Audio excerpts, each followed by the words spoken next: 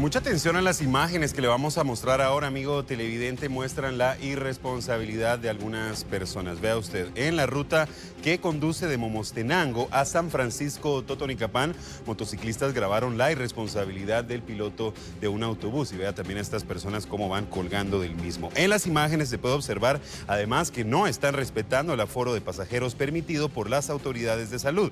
Esto podría ser un foco de contagio masivo. Según indicaron los usuarios, esto ocurre frecuentemente en ese sector, por lo que solicitan a las autoridades de tránsito tener un mejor control para evitar percances viales. Y hablamos ahora de las condiciones del clima, y es que expertos del INSIBUME han anunciado el ingreso de otro frente frío al país esta noche.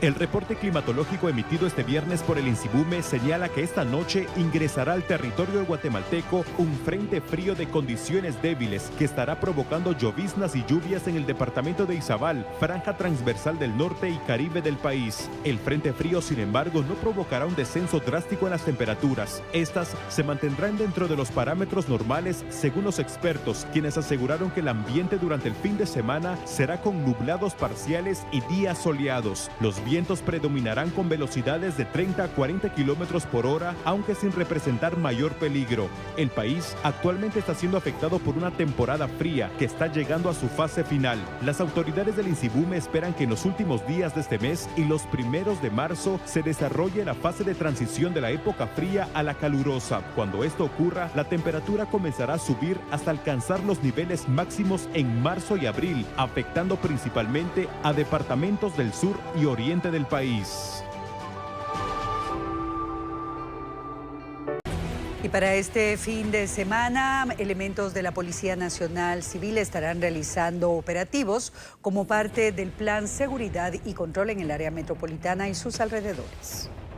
Autoridades policiales continúan con el Plan Seguridad y Control, el cual dio inicio en Zona 1, Zona 3, 18 y ahora Chinautla, y se pretende extender durante este fin de semana a otros sectores del área metropolitana con el objetivo de garantizar la seguridad ciudadana, asimismo evitar ataques armados y hechos vandálicos. Estamos con Edwin Monroy, que nos da detalles en cuanto a este plan, resultados que llegan hasta el momento y la expansión del mismo para la seguridad precisamente de los guatemaltecos. Gracias, Carlos. Amigos televidentes, efectivamente la operación Seguridad y Control es un plan que ha implementado el Ministerio de Gobernación a través de la Policía Nacional Civil, y algo muy puntual, como usted indica, se empezó en la zona 6 y zona 18. Se extendió a zona 1 y zona 3 y ahora da inicio precisamente en zona 6, pero en el área de Chinautla. Y con esto, con estas acciones, aparte del acercamiento comunitario con los vecinos de estos lugares, pues nos ha permitido generar acciones que se han materializado en allanamientos y órdenes de aprehensión. Cabe resaltar que desde su inicio, del 4 de febrero hasta la fecha, un aproximado de 40 detenidos, algunos en flagrancia, otros por orden de aprehensión. Un llamado especial a la población para que llame y denuncie a los malos guatemaltecos a través de la línea telefónica 110 a nivel nacional y 1561. Estas acciones se fortalecerán durante el fin de semana para evitar precisamente lo que usted ha indicado, Carlos, índices de violencia, evitar acciones contra la vida, acciones contra el patrimonio. Vamos a pasar a otro tema, es una desgarradora historia. Otro niño apenas de 9 años fue abandonado en la frontera entre México y Estados Unidos. Un niño de nacionalidad guatemalteca, así lo han informado autoridades norteamericanas. Agentes del condado de Maverick, en Eagle Pass, Texas, reportaron que en un residencial de la localidad se recibió una llamada sobre un niño que estaba abandonado solicitando ayuda. Sin embargo, su apariencia reflejaba que era extranjero. El reporte del agente Mario Hernández establece que en el momento de llegar al lugar se ubicó a un menor de origen guatemalteco de 9 años que estaba llorando. Él indicó que había cruzado recientemente la frontera entre México y Estados Unidos con un grupo de personas, pero se extravió en el camino. Al niño se le atendió, brindó alimentos y agua antes de ser entregado a la patrulla fronteriza de Estados Unidos, indicó en su informe el agente Hernández. Ahora las autoridades están tratando de encontrar a la familia del niño con la esperanza de reunirlo con ellos.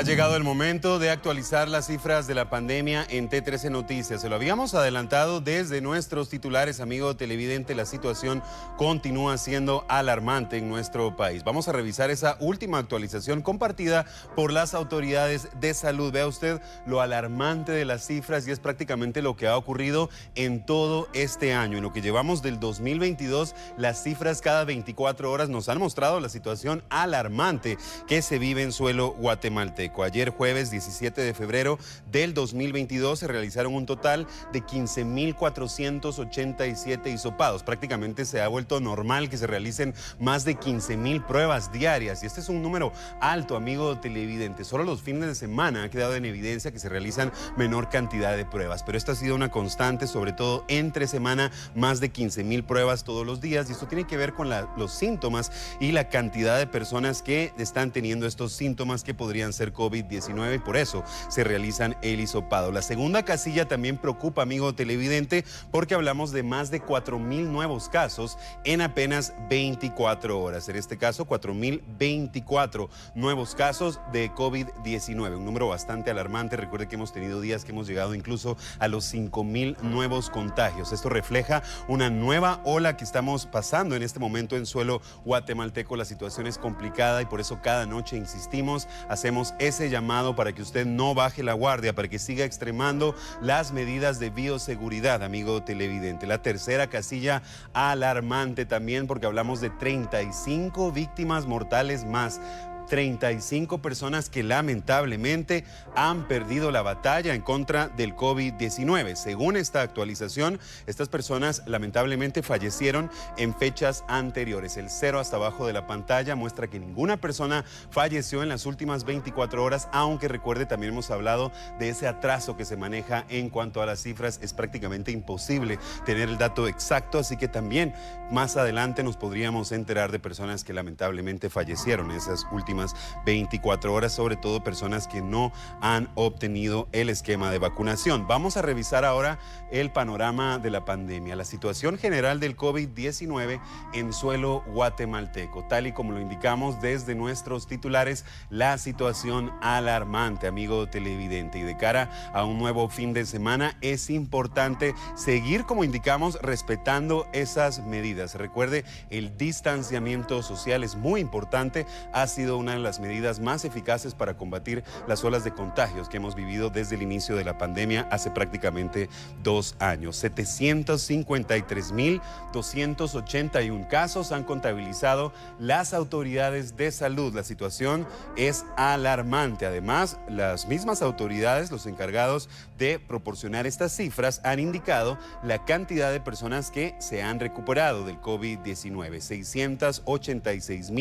686.224 personas afortunadamente se han recuperado del COVID-19, aunque recuerde que dan secuelas en la mayoría de los casos. Por eso nosotros insistimos en que usted no baje la guardia, para que usted no se contagie y por supuesto no contagie a su familia. Esta otra cifra es muy alarmante porque nos muestra el acumulado de víctimas mortales. 16.744 personas han perdido la vida en suelo guatemalteco a causa del nuevo coronavirus, muy cerca ya de esa lamentable barrera de las 17.000 víctimas mortales. Hablamos ya entonces de 16.744 personas que lamentablemente han perdido la vida a causa del COVID-19. Vea usted también la primera casilla en esta tabla que nos muestra más de 50.000 casos activos, amigos televidentes. Eso también ha preocupado a las autoridades y a la población en general, sobre todo si tomamos en cuenta cómo estábamos cerrando el 2021 con una cantidad de casos activos prácticamente mínima, menos de 1.000 casos activos, y ahora vea usted más de 50.000 casos. Por favor, siga utilizando gel a base de alcohol, siga utilizando también la mascarilla. Es importante utilizarla bien puesta, que cubra el área de la nariz y de la boca, sobre todo cuando tenga contacto con más personas. Seguir utilizando gel a base de alcohol, por supuesto, lavado de manos constante con abundante agua y jabón, y tal y como lo indicábamos, el distanciamiento físico, que también es muy importante, y por supuesto obtener el esquema completo de vacunación. De hecho, seguimos hablando del tema. Así es, y en este mismo contexto, las autoridades de salud dieron a conocer que el 80% de los pacientes hospitalizados por COVID-19 no cuentan con el esquema de vacunas. Adicionalmente, dieron a conocer que se continuará con el plan de vacunación a nivel nacional.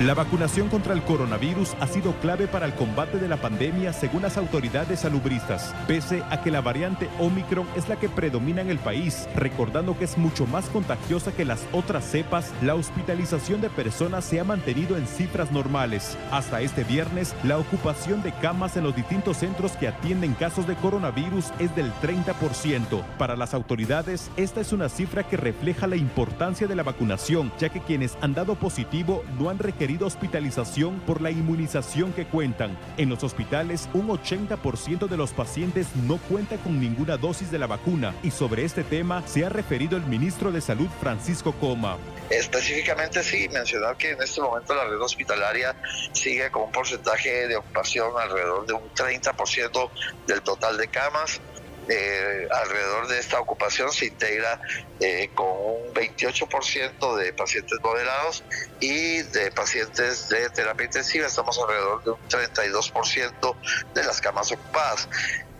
Esto de alguna manera representa pues que el hecho de que los pacientes estén ingresando a los hospitales, estamos viendo que del total de pacientes que están ingresando, el 80% son pacientes que no tenían ninguna sola dosis de vacuna, por lo cual el mensaje es claro a la población de poder reiterarles que desde el Ministerio les pedimos el apoyo para que se vacunen a aquellas personas que aún no han completado sus esquemas, que se pongan su dosis de refuerzo. Las autoridades de salud continuarán con las jornadas de vacunación. Se han implementado distintas estrategias para tener un acercamiento con la población. Recuerdan que la vacunación no es obligatoria, pero sí importante para evitar síntomas graves o incluso la muerte a causa de esta enfermedad.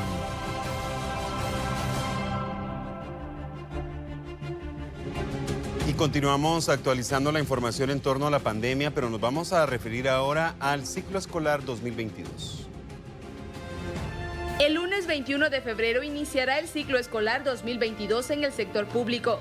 El Ministerio de Educación y el Ministerio de Salud establecieron protocolos de bioseguridad que deberán cumplir los maestros y estudiantes para evitar contagios de COVID-19.